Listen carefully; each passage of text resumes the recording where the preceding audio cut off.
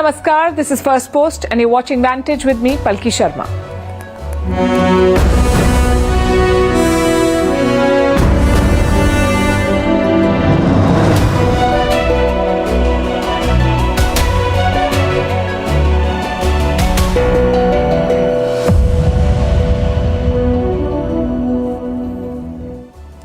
In less than 24 hours from now, Donald Trump's 50% tariffs on Indian goods will take effect. No deal has been reached, no last-minute announcements from the US president, no sign of a breakthrough.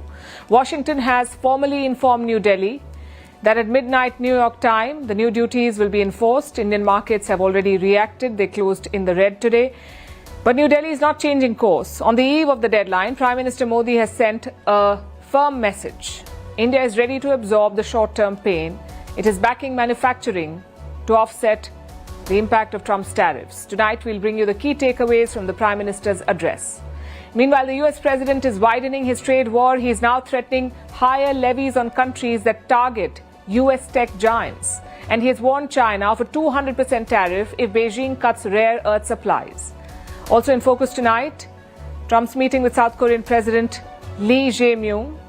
Is the White House now shifting focus to North Korea? An exclusive interview with Fiji's Prime Minister who's visiting India. How two Israeli strikes turn a Gaza hospital into a graveyard.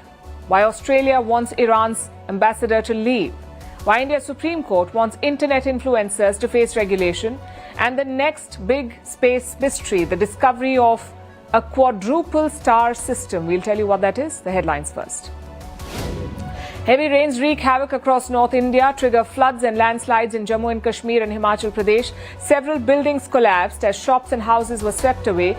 Key highways have been cut off due to flooding. Punjab and Rajasthan have been badly hit by the rains as well. Sri Lanka's former president Ranil Wickremesinghe gets bail.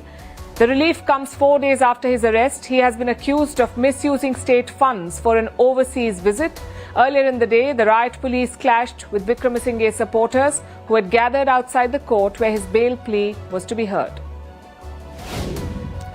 Donald Trump orders the removal of Federal Reserve Governor Lisa Cook, citing allegations of false statements on her mortgage agreements. But the official says Trump has no authority to fire her and she won't resign. This comes amid Trump's battle with the US Central Bank over interest rates. The government of the Democratic Republic of Congo and the M23 rebels begin peace talks in Doha. The two sides had inked a ceasefire deal in July, which aimed to end the violence in the DRC's mineral-rich east.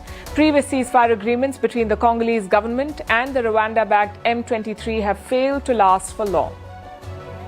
And Kosovo MPs finally pick a speaker after 6 months, dozens of failed votes and 2 court orders.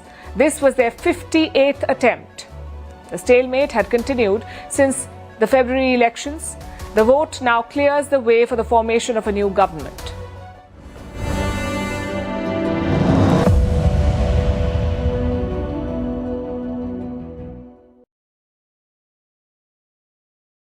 In less than 24 hours from now, Donald Trump's tariffs will take effect. That's 50% duty on Indian goods. They will come into effect on the 27th of August. As we speak, there is no trade deal on the table, no last-minute announcements from Donald Trump and no surprise posts about a breakthrough. Instead, Washington has sent a notice to New Delhi. The communication came from the U.S. Department of Homeland Security. It said that at midnight New York time, the U.S. will charge 50% tariff on Indian imports. So Trump's punitive tariffs are now locked in. The stock market has responded on expected lines. Both the Sensex and the Nifty fell sharply in today's trade. Most major sectors were in the red. So India is bracing for short-term pain, but it is not bending to Trump's diktats. In fact, hours before the tariffs kick in, India's Prime Minister Narendra Modi has sent a strong message. आज भारत की make in India इस यात्रा में एक नया अध्याय जुड़ रहा है। ये make in India, make for the world हमारे उस लक्ष्य की तरफ एक बड़ी छलांग है। आज से भारत में बने इलेक्ट्रिक व्हीकल्स 100 देशों को एक्सपोर्ट किए जाएंगे। The Indian Prime Minister was in Gujarat. It's his home state in western India. And there he visited a Maruti Suzuki factory.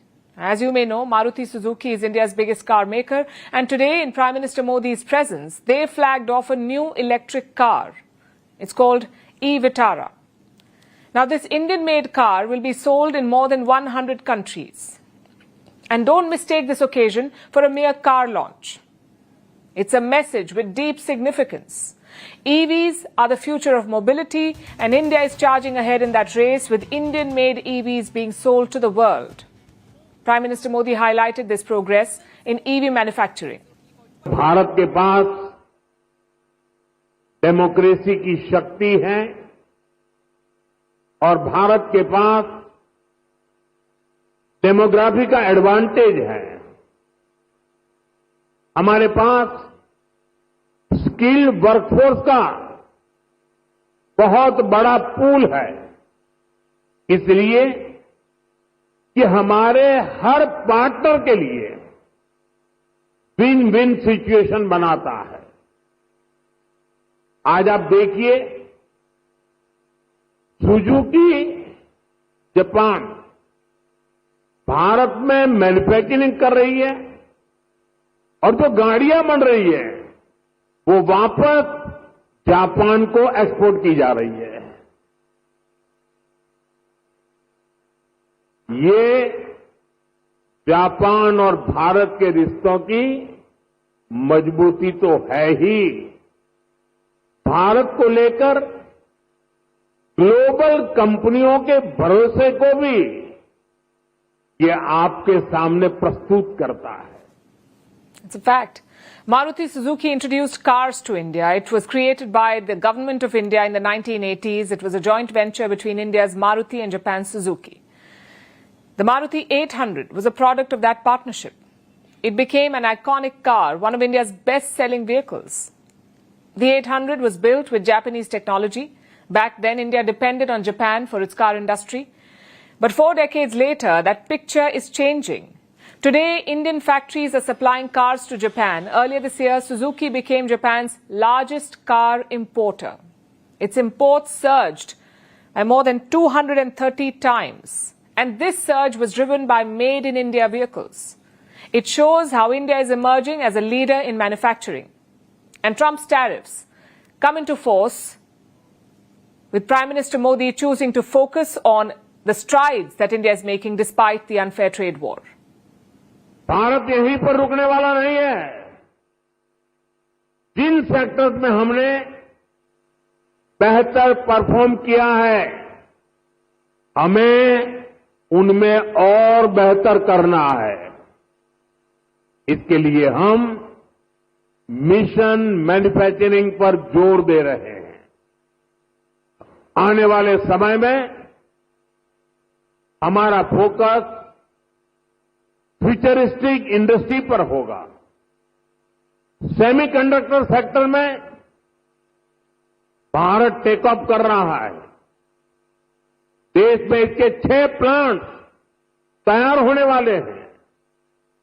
हमें सेमीकंडक्टर मैन्युफैक्चरिंग और आगे लेकर जाना है। साथियों, भारत सरकार ऑटो इंडस्ट्री के लिए रेयर अर्थ मैग्नेट की शॉर्टेज से जुड़ी कठिनाइयों के प्रति भी सजग है। इस दिशा में देश के सामर्थ्य को बढ़ाने के लिए हमने नेशनल क्रिटिकल मिनरल मिशन भी लॉन्च किया है। The Prime Minister did not name Donald Trump. He did not mention the trade war or the tariffs. But the connection is clear. The auto sector will be among the worst hit by the new US duties. The big players may be able to absorb the impact, but small and medium enterprises are directly in the line of fire. This includes suppliers of gearboxes and transmission equipment. They're set to face a 50% levy. They account for 25% of India's automotive exports to the United States, and the American market is crucial for them. About 40% of their business comes from the US. So the tariffs are a big hit for them. They could slow down orders and production. Then we have textiles, gems and jewelry, and seafood exports. They face a similar challenge. Although some industries have been left out, like pharmaceuticals and electronics. And this includes iPhones assembled in India. For now, they're exempt from the tariffs. And if you look at the big picture, in fact, it's not as bad as many feared. Experts say that India may be able to absorb the shock of these tariffs. Analysts at S&P say that the damage will be limited. Exports worth about 1.2% of India's GDP will be hit. And this is being called a one-off shock. It will not derail India's long-term growth story. That's what most analysts believe, and that is the point that the Prime Minister is also making. On the eve of the tariff deadline, he's sending a signal that India is preparing to turn this challenge into opportunity. Manufacturing is about to take center stage. It will be at the core of India's strategy to offset the tariffs. Donald Trump has a new enemy in his trade war. And this time it's not China or Canada, it is anyone daring to tax American tech giants. Look at this post on Truth Social. The US president said, and I quote, "I will stand up to countries that attack our incredible American tech companies unless these discriminatory actions are removed. I, as President of the United States, will impose substantial additional tariffs on that country's exports to the USA." Quite the warning from Washington. But it did not stop there. Trump continued with his crusade on Truth Social, and I will quote again from what he said, "America and American technology companies are neither the piggy bank nor the doormat of the world any longer. Show respect to America and our amazing tech companies or consider the consequences." So to sum it up, countries impose digital taxes on America's big tech. Trump does not like it, so he wants these measures to be rolled back. If not, he will impose additional tariffs on those countries. And not just that, he will even restrict access to America's most sensitive technology to them. So the message is unmistakable. If you regulate Silicon Valley, Washington will hit back. But what exactly are these digital taxes, and why is Trump against them? First of all, Trump's claims are misleading. These taxes were not introduced to antagonize the US. They were designed to fix a loophole. You see, for decades, international tax law was built around physical presence. The idea that you only pay corporate tax where you have an office, a factory, or a warehouse in a country. That's where you pay taxes. But big tech does not work that way. A company like Google can earn billions in ad revenue from users anywhere in the world, and that too without Google's physical presence in those countries. So digital service taxes, or DSTs, are a way to address that. They allow fair revenue distribution. And not just that, they also help in other things, like they level the playing field. That's the first point. Local startups and businesses pay domestic taxes without DSTs. They are at a disadvantage against untaxed global giants. That's the first thing. The second thing they fix is tax avoidance. Big tech often shifts profits to low-tax jurisdictions like Ireland. DSTs are a workaround to that. 3, raising revenue. As economies move online, governments need new revenue streams. The mechanisms are quite straightforward. DSTs target only the largest companies. They tax revenue by where the user is located. It is applied regardless of where the firm is headquartered. Now, several European nations have these taxes in play. The likes of France, Spain and Italy, they have such taxes. The UK also has a digital service tax. Canada had one in place until June, but they scrapped it to smooth trade negotiations with Trump. So they made that concession, which brings us to Trump's counter argument. The US president sees it differently. For him, these taxes are not fair play. They are protectionism in disguise. He argues that countries like Britain or France wouldn't dare slap the same rules on Chinese giants. And so according to him, according to Donald Trump, digital taxes are not about fairness at all. They're about singling out American champions, big American companies. It's classic Trump framing. America is the victim, and he is the only one willing to fight back. That's what he's trying to show. But here's the problem with this. If Trump succeeds in this, it sets a dangerous precedent. It means that the US can veto any nation's tech laws. Today it's a 2% tax. Tomorrow it could be Europe's strict privacy laws or Australia's demand that Facebook pay news outlets or India's insistence on storing sensitive personal data locally. It could be any of these things. And in that world, national sovereignty takes a backseat. Washington's approval becomes the final word. And this is precisely why digital sovereignty is the need of the hour. Because the fight is no longer just about taxes or tariffs. It's about whether nations can set their own rules for the digital economy, that too without fear of retaliation. And there's another question that is haunting the world. Will this stop at tariffs? Or are we drifting into a different future, one where every rule governing data, ads, privacy and content moderation is a potential trade flashpoint? The fight over digital taxes is not really about money. It's about power. It's about who gets to write the rules of the internet. Is it governments trying to protect their citizens? Is it corporations trying to maximize profit? Or is it a US president wielding tariffs like a sledgehammer? And this will impact more than digital taxes. It's the opening battle in a longer war over who owns the future of the internet. Speaking of trade and taxes, Donald Trump has picked a fight with China again. This time it's over the supplies of rare earths. These are minerals essential for making all modern gadgets. China has a monopoly on rare earths. Ever since Trump returned to office, both sides have been clashing on this front. When Trump first announced his tariffs, Beijing responded by cutting rare earth supplies. China showed Washington just how easily it could choke the market. And now Trump is striking back. He has issued his biggest threat yet. Trump has threatened a 200% tariff on China. Say you economically with China now getting much better. They have to give us magnets. If they don't give us magnets, then we have to charge them 200% tariff or something, you know. But we're not going to have a problem, I don't think, with that. China curbed the exports of rare earth magnets in April. This was a direct response to Trump's trade war, and this is hurting the US. Like I said, rare earth minerals and magnets are critical for any modern day technology. Your smartphones, electric cars, wind turbines, even missiles, they all need these magnets and rare earths. And China controls this market. It controls 90% of the global rare earth supply. That is Beijing's leverage. So when exports were cut, the impact was immediate. By the month of June, Washington was forced to negotiate with China. A temporary truce was reached and China agreed to resume the shipments. But that truce is fragile. And now Trump is back with a new warning. He says if China cuts magnet supplies again, the US will respond with a 200% tariff.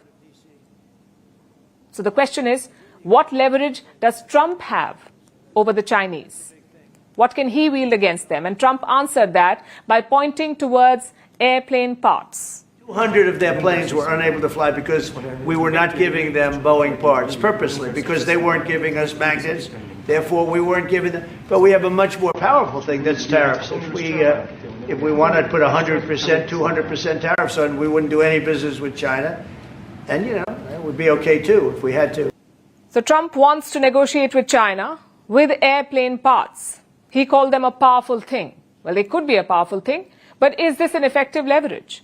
If China loses supply of airline parts, what happens? Will it be forced to concede on rare earths?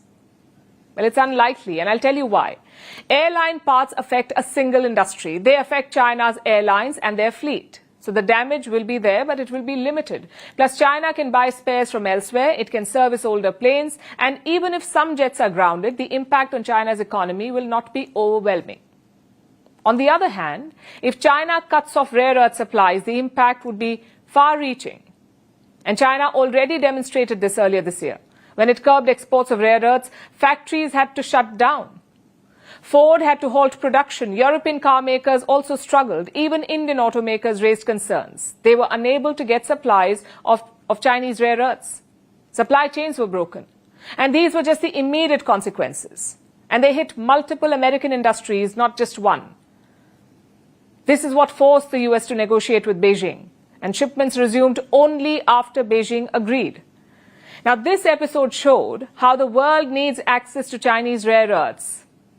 In fact, here's how one European leader described it, and I'm quoting, "Our dependence on Russia for energy is very mild compared to our dependence on China for critical minerals. We've bet everything on the green economy and China could shut us down." Well, this is the ace in Beijing's hand. When Trump announces tariffs, China can respond by cutting supplies, and when it does, the effect will be immediate and wide. It will be felt across industries and geographies. So here's how the US and China are poised. Trump has airplane parts, China has rare earths. One is a single industry, the other is the foundation of the modern economy. As things stand, Trump's leverage looks limited, and while China will bleed if the trade war goes out of hand, it still has a strong hand.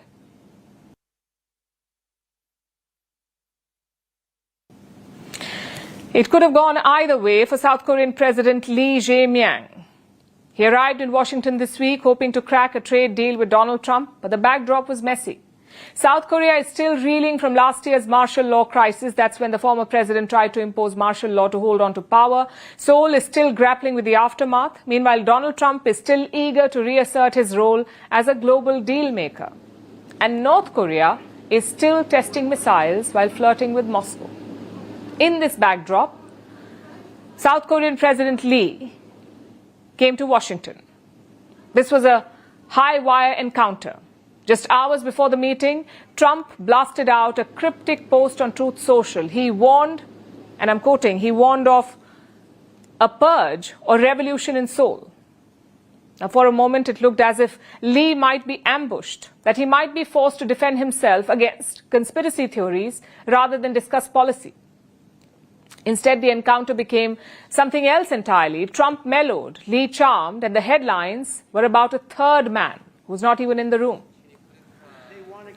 So here are the top takeaways from this meeting. Number one, Kim Jong-un was the third man who was talked about, who ruled the headlines. No matter who sits opposite him, Donald Trump drags the North Korean leader into the conversation.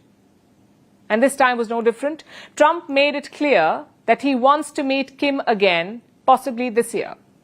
Relationship with Kim Jong-un. I hope it stays that way. I think it will. I have a very good relationship. I understand him. I spent a lot of free time with him talking about things that we probably aren't supposed to talk about. And, I get along with him really well. I think he has a country of great potential, tremendous potential. Is it possible you meet him this year or maybe next year? Well, I'm meeting a lot of people. I mean, it's hard to say that, but I'd like to meet him this year. During his first term, Trump met Kim thrice, and he wants to do the same this time. Also for Trump, these meetings are less about arms control and more about personal chemistry. He talks about Kim as if they're old college roommates, letters exchanged, long talk shared, mutual respect affirmed. Whether Kim actually wants such a meeting or not is another matter altogether. So far, Pyongyang has ignored South Korean President Lee, and it has only half engaged with Trump's overtures since his return to office.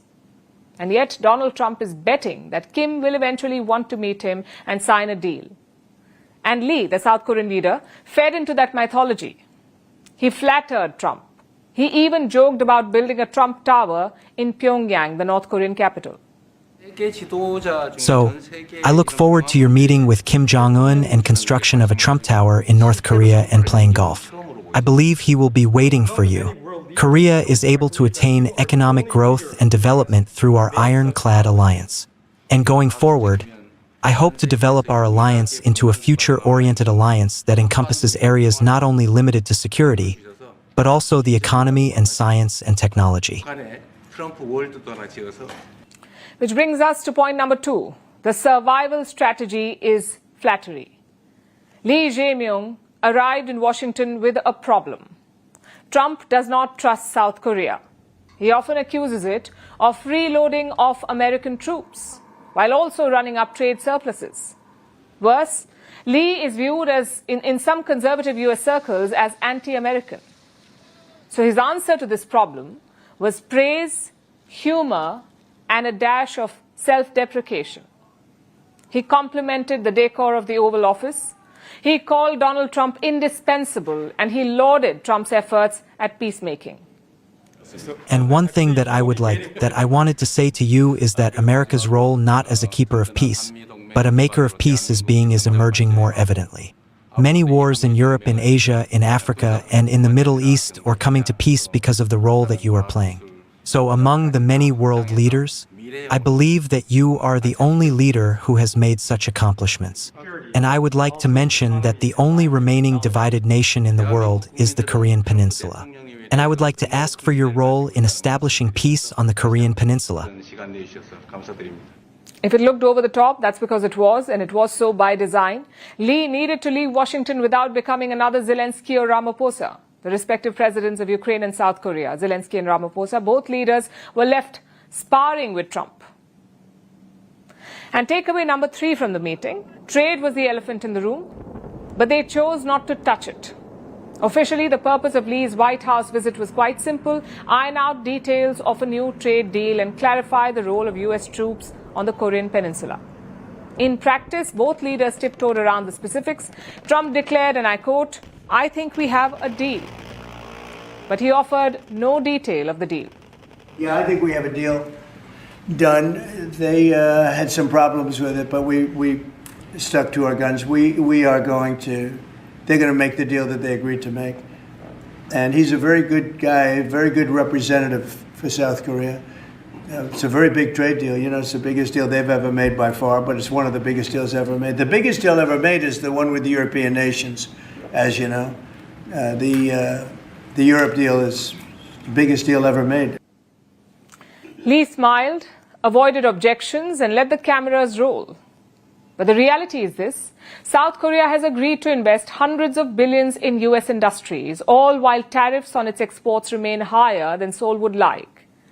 But for now, neither side wanted to spotlight the sticking points, which brings us to the last takeaway from this meeting. The US-South Korea alliance is both stable and fragile. The optics suggested harmony, but the subtext is trickier. Trump floated the idea of the US outright owning the land under the Osan Air Base. Now, that is one of the 2 major US Air Force installations in South Korea. Trump says America owns the land. It's an astonishing suggestion that could inflame South Korean politics. Plus, he reminded reporters that Seoul needs to pay more for US protection. And while both sides agreed on peaceful denuclearization, neither has a clear path to get there. So the alliance may be essential in theory, but it remains brittle in practice, vulnerable to Trump's whims, Lee's domestic pressures, and Kim's provocations. So this Oval Office moment was not about breakthroughs, you could say. It was about survival. Lee walked away intact, and Trump walked away flattered. For all the talk of tariffs, bases, and deals, the real story is this: Donald Trump still wants to script the ending to his unfinished love story with Kim Jong-un. And South Korea knows it has little choice but to play along. And now to our Vantage exclusive. Fiji's Prime Minister Sitiveni Rabuka is visiting India. This is his first official visit since taking office in December 2022. Yesterday he met Prime Minister Narendra Modi. He held wide-ranging talks. The focus was on regional security, strategic cooperation and maritime defense.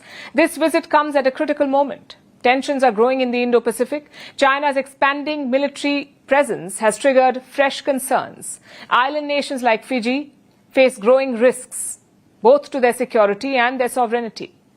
The issue was high on the agenda for yesterday's talks between the 2 prime ministers. India has made firm commitments to Fiji. It will provide training and equipment to strengthen Fiji's maritime forces. Several key agreements were also signed. They cover defense, trade, healthcare, and cultural exchanges. India and Fiji share more than diplomacy. They share history, people, and now a common strategic vision. So how will this relationship evolve? We sat down with Prime Minister Rabuka to find out.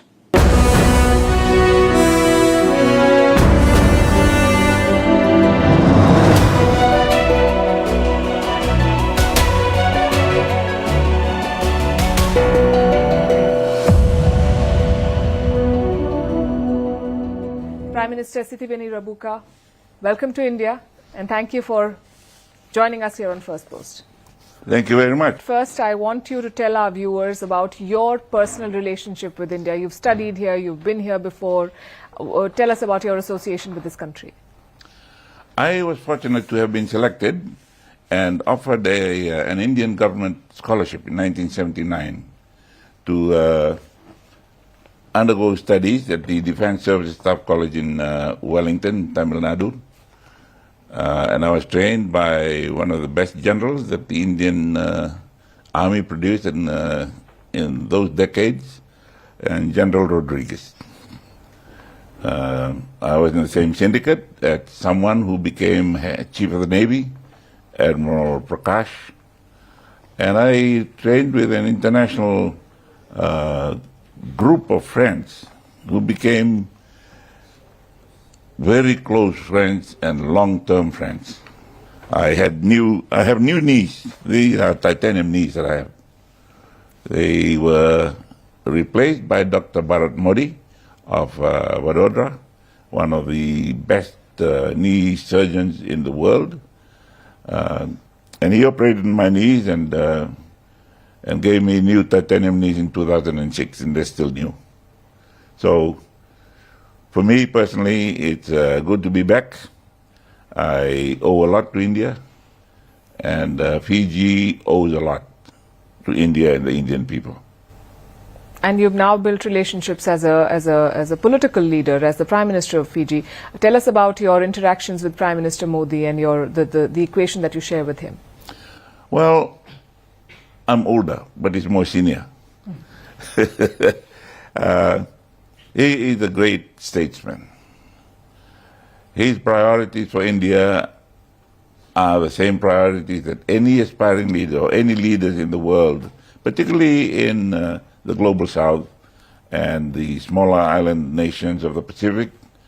And he's very determined to eradicate poverty in India. So that is something that most global south leaders should be concentrating on, should be focusing on. And we thank, I thank Prime Minister Modi for the example he has shown the global south.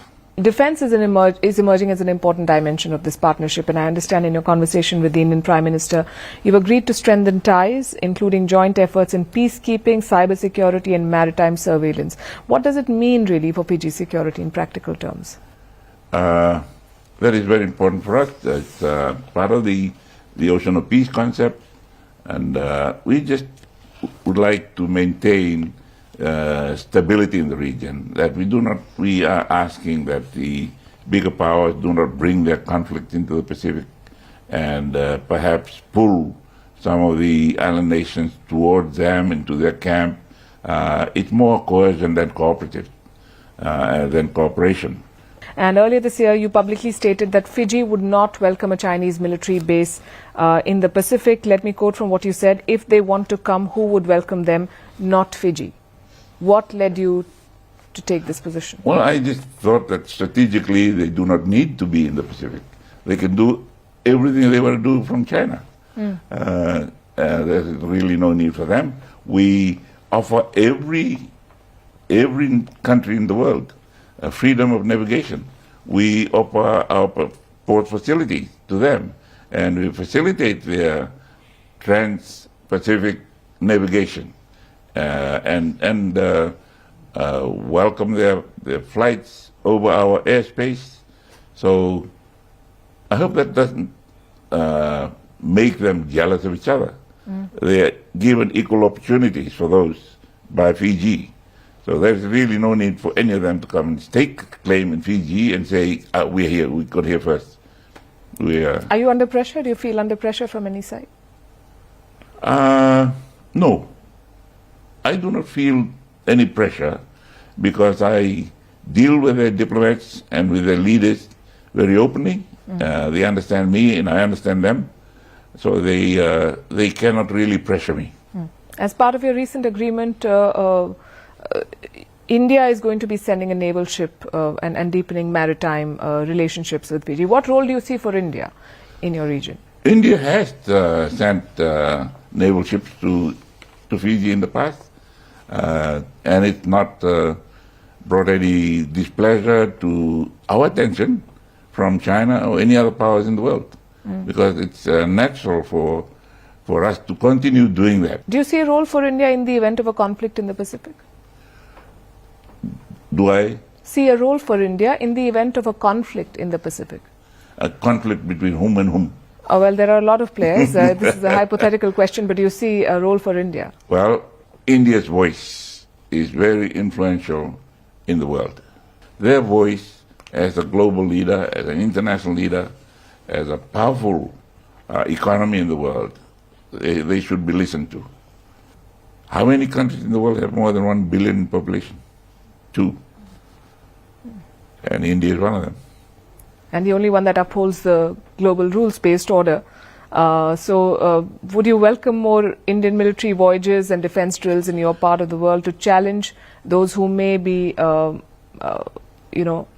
weakening the rules-based order? I've always maintained that it's better to continue working with those that you're familiar with and you have worked with for decades. There's no reason for us to abandon that good relationship that we have had with India in favor of anybody else. Absolutely. And sometimes, despite a long association, there are surprises. I'm talking about the Trump tariffs.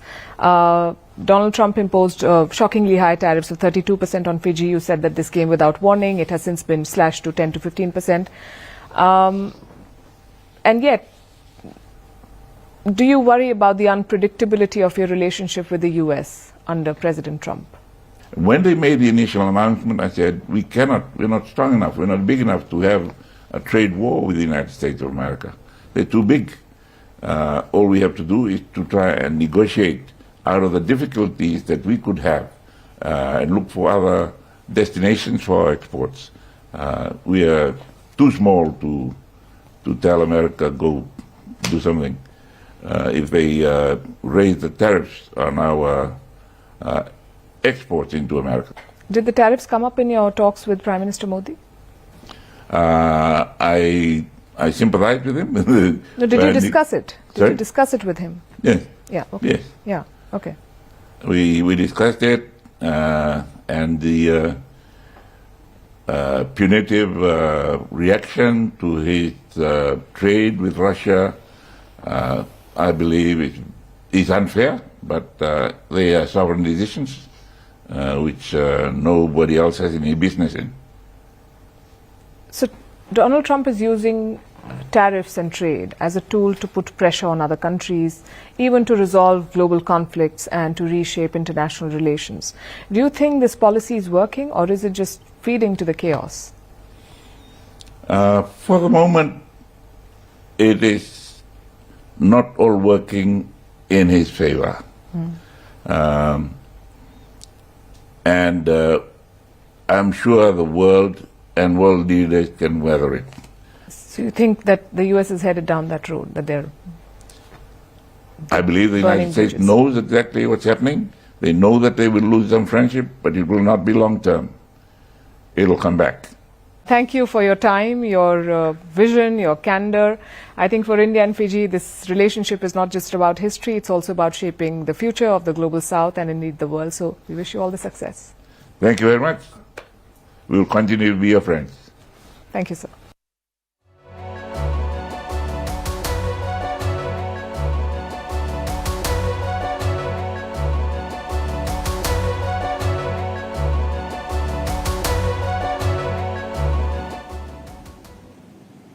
It was one of the deadliest days yet for the press in Gaza. A hospital was turned into a graveyard. 2 Israeli strikes on the Nasser hospital in Khan Yunis killed at least 20 people. Among them were 5 journalists. They were working for some of the world's biggest newsrooms like Reuters and AP. Israel's Prime Minister Benjamin Netanyahu has called it a tragic mishap. Israel has promised an investigation into these strikes, but critics say this was not an isolated incident. Nearly 200 journalists have been killed in Gaza since the war began, making it the deadliest conflict for the press in history. Our next report brings you the details. Nasser Hospital in Khan Yunis, southern Gaza's main medical lifeline, was already overwhelmed with patients and relatives. The weary doctors who hadn't had a full night's sleep in months. Then came the first strike. a blast that shattered glass and sent people diving for cover right at the entrance. Among those rushing in were journalists. It is what they do: grab the camera, steady the microphone, get close enough to bear witness. And then came the second strike.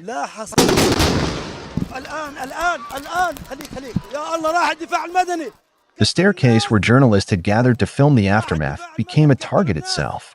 A blast ripped through, engulfing rescuers, emergency workers, and reporters in smoke and rubble. Cameras cut off mid-feed.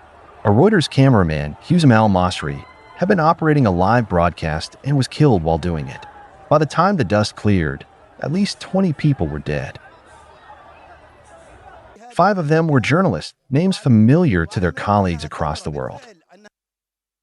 Husam al-Masri and Haitham Khalid from Reuters, Mariam Daga from Associated Press, Mohammed Salama from Al Jazeera, and freelance photographer Moz Abu Taha, who had worked with several international outlets. They had been the eyes of the global community in a place where the world itself has been shut out. Israel called it a tragic mishap. Prime Minister Netanyahu promised an investigation. I would like to be clear from the start. The IDF does not intentionally target civilians. The IDF makes every effort to mitigate harm to civilians while ensuring the safety of our troops. Any incident that raises concern in this regard is addressed by the relevant mechanisms in the IDF. We are operating in an extremely complex reality. Hamas terrorists deliberately use civilian infrastructure, including hospitals, as shields. They have even operated from the Nasser hospital itself. But in Gaza, there is little faith in inquiries. This was not the first time journalists were struck. Just 2 weeks earlier, 6 reporters, 4 of them with Al Jazeera, were killed near Al-Shifa Hospital. And this war, by the count of the Committee to Protect Journalists, has already become the deadliest conflict for the press ever recorded.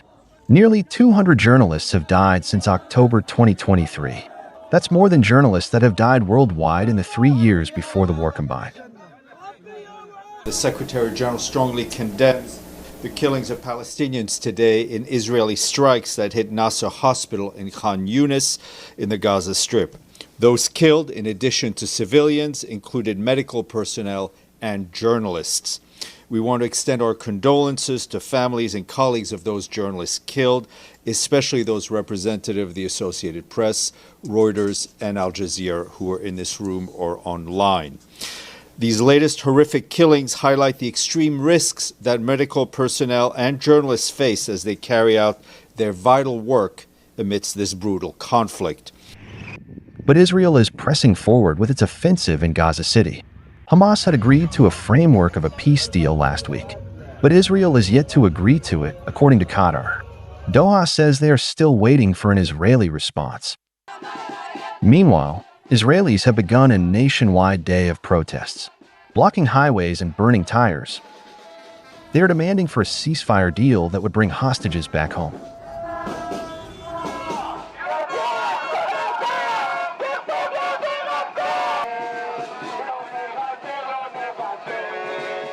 So as the Gaza war grinds on one side of the border, families are demanding the safe return of their loved ones. On the other, families are burying theirs. And in between, the people who risked everything to tell the story are getting silenced in the line of duty.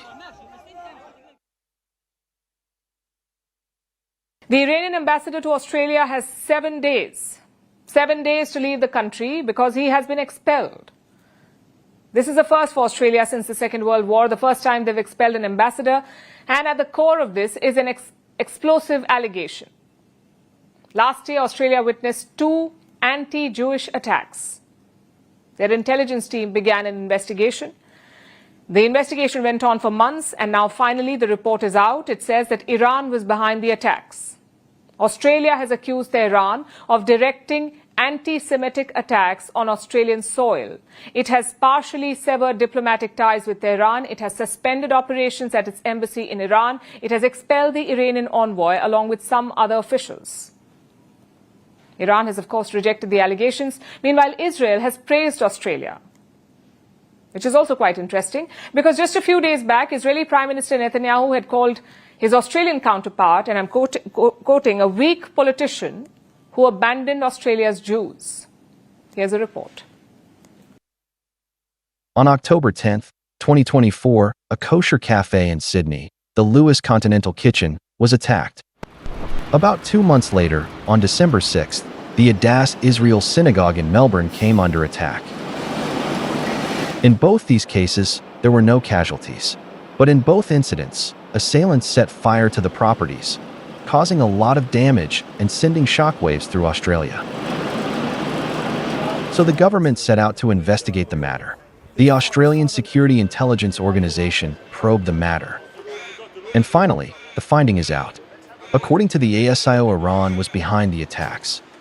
Canberra has accused Tehran of directing anti-Semitic attacks on its soil. ASIO has now gathered enough credible intelligence to reach a deeply disturbing conclusion that the Iranian government directed at least 2 of these attacks. These were extraordinary and dangerous acts of aggression orchestrated by a foreign nation on Australian soil. They were attempts to undermine social cohesion and sow discord in our community. So now, the Australian government has partially severed diplomatic ties with Iran. Canberra has withdrawn its own diplomats from Tehran. The Iranian ambassador in Australia has been expelled. He has been given 7 days to leave. This is the first time since the Second World War that Australia has expelled an ambassador. The government has also urged Australians not to travel to Iran. But that's not all. The Australian intelligence services say that they have uncovered links between the attacks and the Islamic Revolutionary Guards Corps. This is a branch of the Iranian military. It plays a key role in the country's defense and regional operations. The Australian government has accused it of using a complex web of proxies to hide its involvement in the attacks, like members of organized crime gangs. Now, Australia wants to designate IRGC as a terrorist organization. And Tehran is aghast. The accusation that has been made is absolutely rejected. This decision seems to have been influenced by the internal developments in Australia. But Israel has praised Australia for its quote-unquote principled stand. This is a step we have long advocated for. Iran's regime is not only a threat to Jews or Israel, it endangers the entire free world, including Australia. And the timing is interesting. Australia's ties with Israel have hit a low in recent weeks. Over Canberra's criticism of the famine and war in Gaza, as well as its decision to join France, the UK and Canada in recognizing a Palestinian state at the UN General Assembly in September. So last week, Israeli Prime Minister Benjamin Netanyahu called his counterpart Anthony Albanese a weak politician who betrayed Israel and abandoned Australia's Jews. So the Albanese government hit back at Netanyahu, saying that strength is not measured by how many people you can blow up or how many children you can leave hungry. But now, Australia is making bold and loud moves to tackle anti-Jewish sentiment in the country. It may well be a ripple effect of Netanyahu's rhetoric, but one thing is clear. Australia-Iran relations have been truncated to the quiet satisfaction of Israel.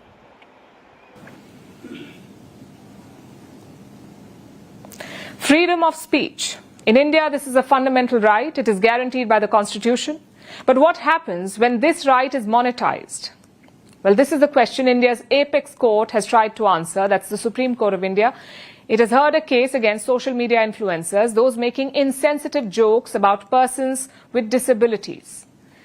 The apex court has called it an abuse of free speech.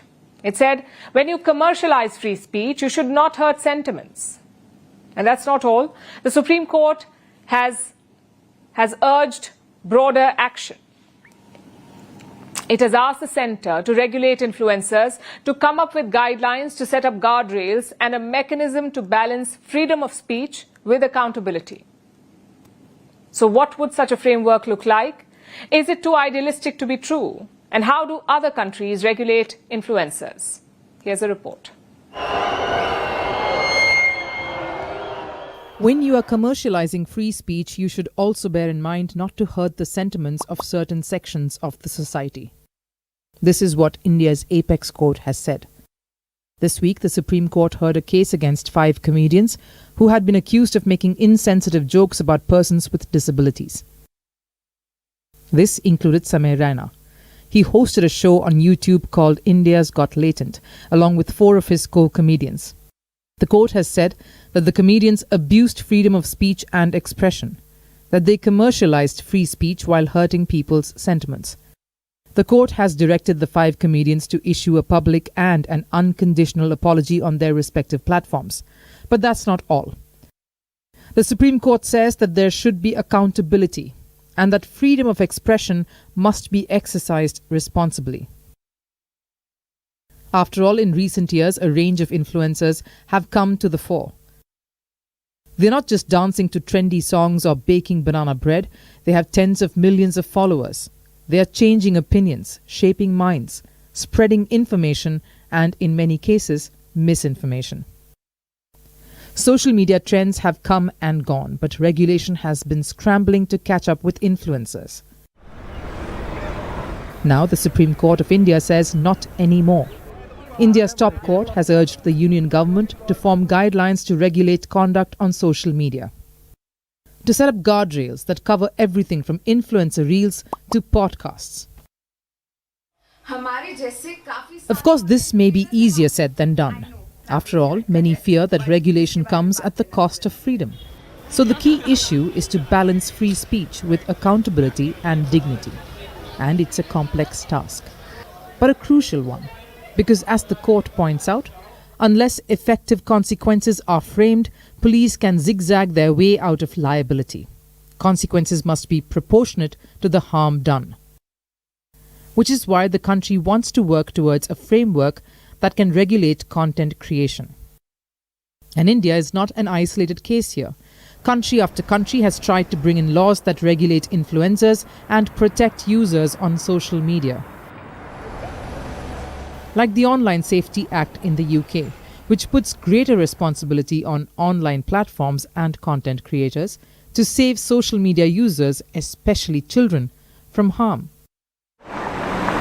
Many countries are working on joining the club, like Australia and Canada, where laws have been proposed to curb misinformation by content creators.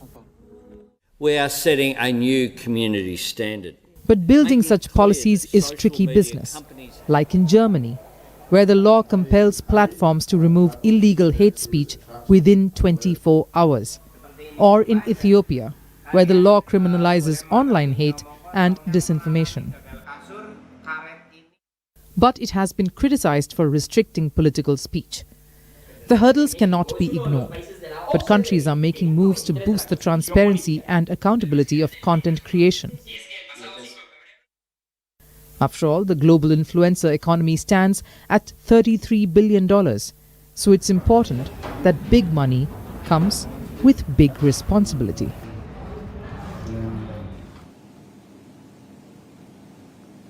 There are planets, there are stars, and then there is something that falls somewhere in between. Brown dwarfs.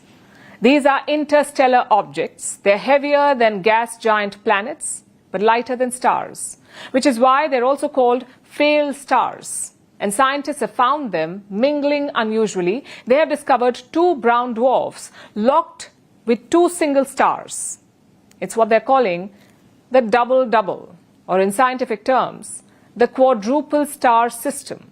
Now, this is incredibly rare, and this exciting discovery unlocks a series of mysteries. Our next report tells you more. For decades now, scientists have been combing through huge catalogs of stars, the big ones, the faint ones, and everything in between. But over the past few years, one particular type has been the star of the show. Brown dwarf. This is an interstellar object. It is too heavy to be called a gas giant planet, like Jupiter or Saturn, and too light to be a true star.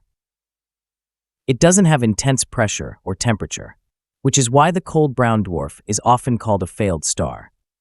So it fits somewhere between a gas giant and a true star, and it has become a fascinating subject for scientists. But now, they have discovered something even more exciting. When astronomers were scouring through the star catalogs in our galaxy, the Milky Way, they first thought that they saw a lone brown dwarf orbiting a bright star.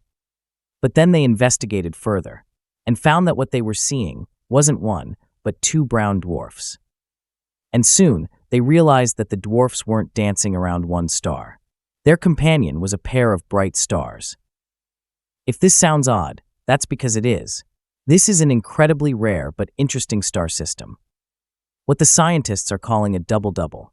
But that's not its scientific name. This discovery is called a quadruple star system, with a brown dwarf mingling with another, locked in an orbit with two bright stars, which are also circling each other. This system is about 82 light-years from Earth. A light-year is the distance that light travels in a vacuum. So 82 light-years means the distance that light travels in 82 years. And in more real terms, it is about 776 trillion kilometers away from Earth. That's unimaginably far. And that is exactly where the quadruple star system exists, in an orbit more than 1,600 times as wide as the distance between our planet and the Sun. Now, quadruple star systems are not unheard of. They are important, because the formation of stellar systems is not a simple process. Think of it as sharing your room with someone. You might just get along, but if you don't, expect uncomfortable, angry clashes. Things can get ugly really fast. And this is kind of how stars work. If they form too close together, they can gravitationally knock each other out and scatter at hyperfast speeds. But some stars survive this process, and they come together to form stellar systems, pardon the pun. Yet, many mysteries lie here. How do the stars get here in the first place? How do these systems come about? This is an especially big question when the brown dwarfs are involved. These objects form like stars, but they have too little mass to fuse hydrogen. This is the process that heats the star and makes it shine.